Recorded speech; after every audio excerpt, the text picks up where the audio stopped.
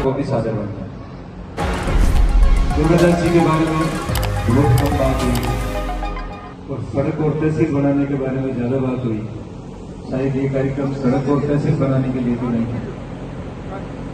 फिर भी दुर्गादास जी का जन्म श्रावण शुक्ला चतुर्दशी संवत 1695 तदनुसार 13 अगस्त 1638 सोमवार को हुआ और इसका देहावसान 22 नवंबर 1718 को हुआ। 80 वर्ष 3 माह और 9 दिन का उनका जीवन।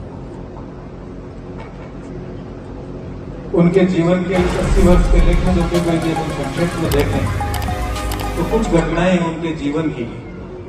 पहली घटना जब वो 17 वर्ष के थे, 17 वर्ष तक का जीवन उनका ऐलान किया। एक ऐसे व्यक्ति का जीवन, मारवाड़ के प्रधानमंत्री रहे हुए आसकरण जी के पुत्र का जीवन 17 वर्ष तक उनको कोई जानता नहीं।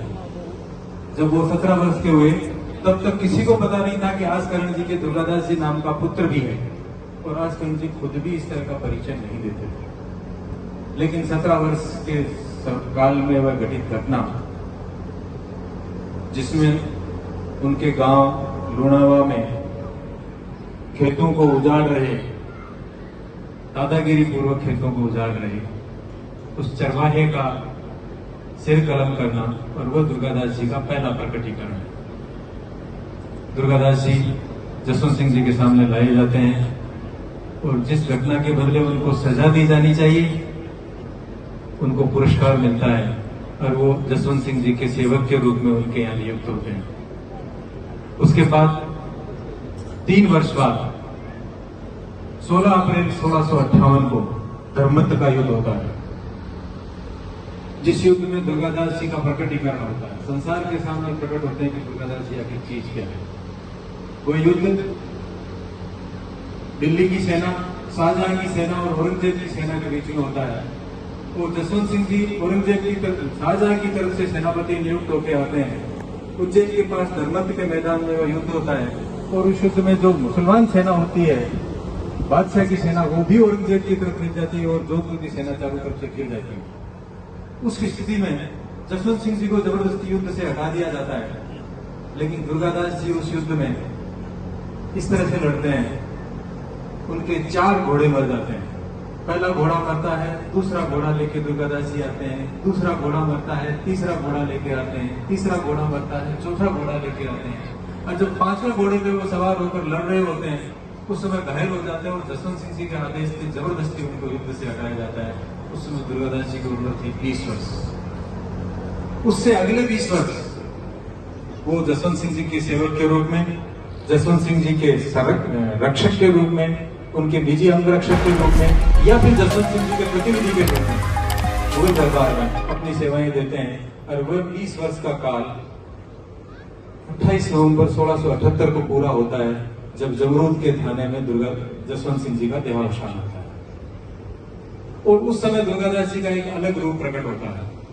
जब जसवंत सिंह जी की मौत हो रही होती है, उनका शरीर छूट रहा होता है, उस समय उनके सामने चिंता यह होती है कि मेरी कोई जीवित संतान नहीं है जिसको मारवाड़ का शासक बनाया जा सके।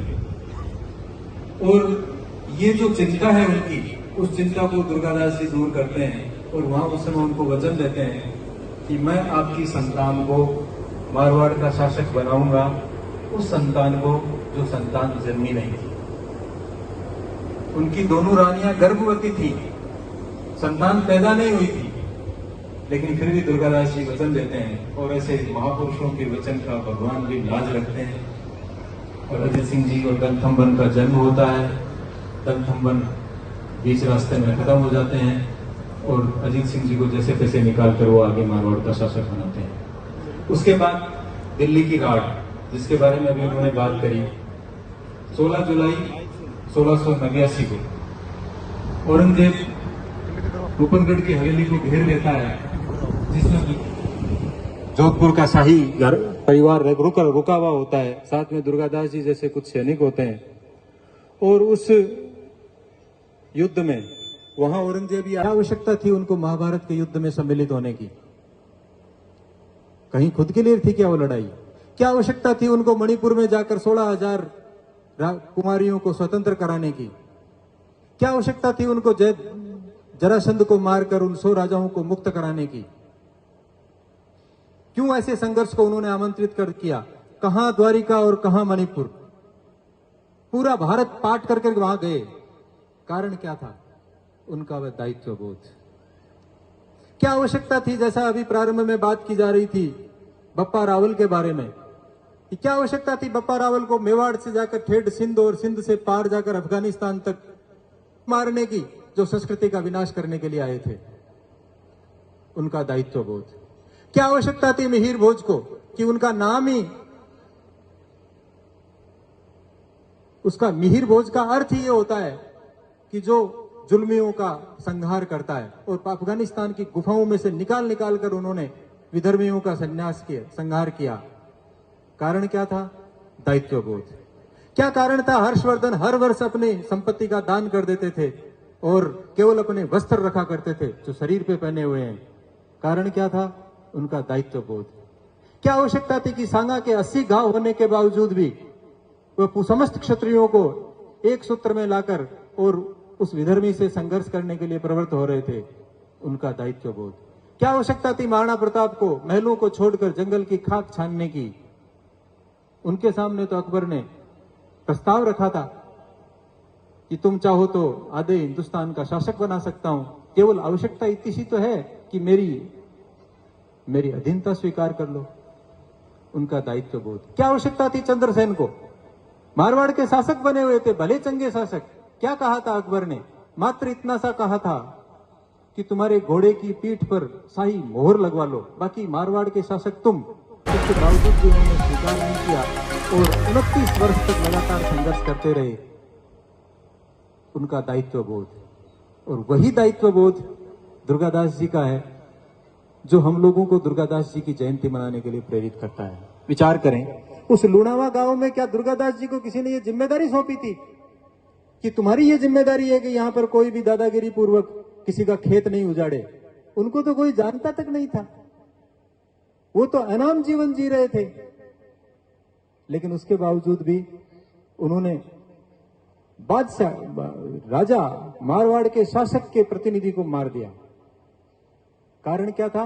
कि मेरे रहते हुए यदि कोई अन्याय कर रहा है तो मेरी उपस्थिति उस समय व्यर्थ चली जाती है, यदि मेरे रहते हुए कोई अन्याय कर रहा है। यह दायित्व बोध किसी ने सौंपा नहीं था उनको, किसी ने जिम्मेदारी दी नहीं थी। उनके खुद के मन में कि मुझे क्या करना चाहिए, मेरा दायित्व क्या कहता है, उस बात की प्रेरणा ने उनको आगे बढ़ाया। विचार करें उस धर्मत के युद्ध की।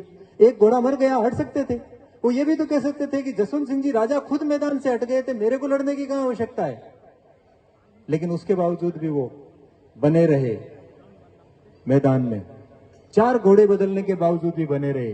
कारण कि मैं कैसे हट सकता हूं? जब तक मैं हूं, मेरे में क्षमता है, तब तक मैं कैसे हट सकता हूं? वो मना कर सकते थे ना।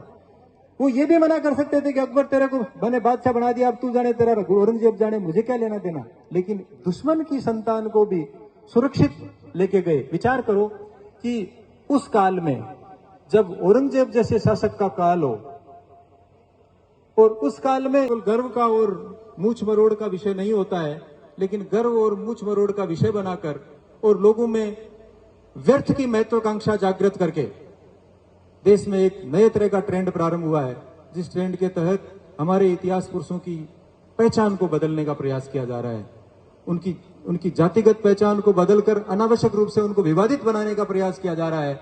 और दुर्भाग्य से जिस एकता की बात की जा रही है, उस एकता की बजाय जातियों को आपस में इतिहास के बल पर एक दूसरे के सामने खड़ा करने का जो प्रयास किया जा रहा है। सभी विचारवान लोग यहाँ विराजमान हैं।